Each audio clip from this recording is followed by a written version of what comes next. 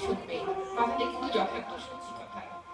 শুভ সময়, আমি সাইদা নাই আবৃত্তি করছি কবি জয় গোস্বামীর কবিতা মালতীবালা বালিকা বিদ্যালয়।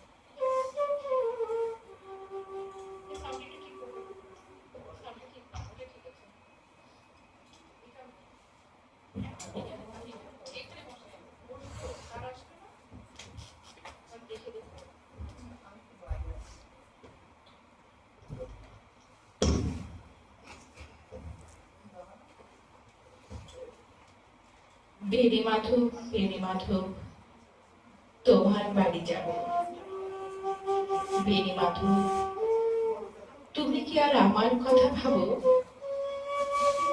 বেণী মাধব, মোহন বাসি তমাল তরুমূলে বাঁধিয়েছি।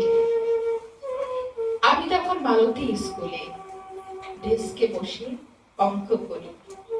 ছোট্ট ক্লাস ঘর, বাইরে দিদিমণির পাশে দিদিমণির পর।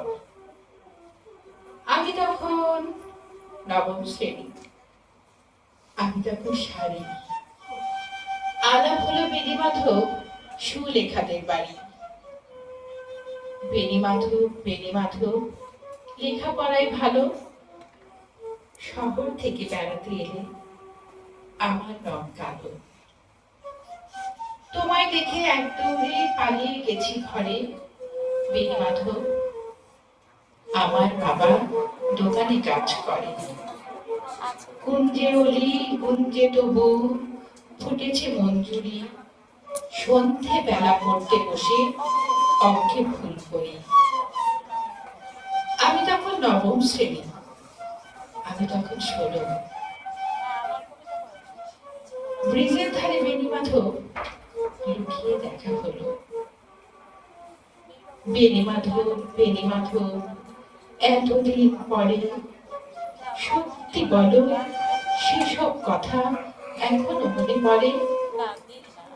সেসব কথা বলেছ তুমি তোমার প্রেমিকাকে?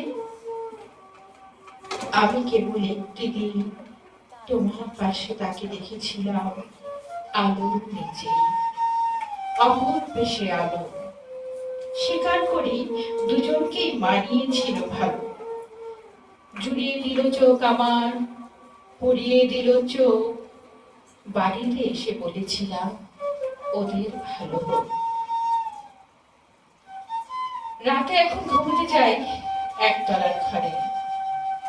মেঝের উপর বিছানা পাতা, জ্যোৎস্না এসে পড়ে।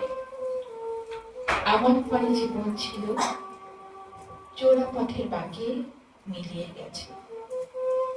জানি না আজ কার সঙ্গে থাকে, আজ জুটেছে কাল কি হবে।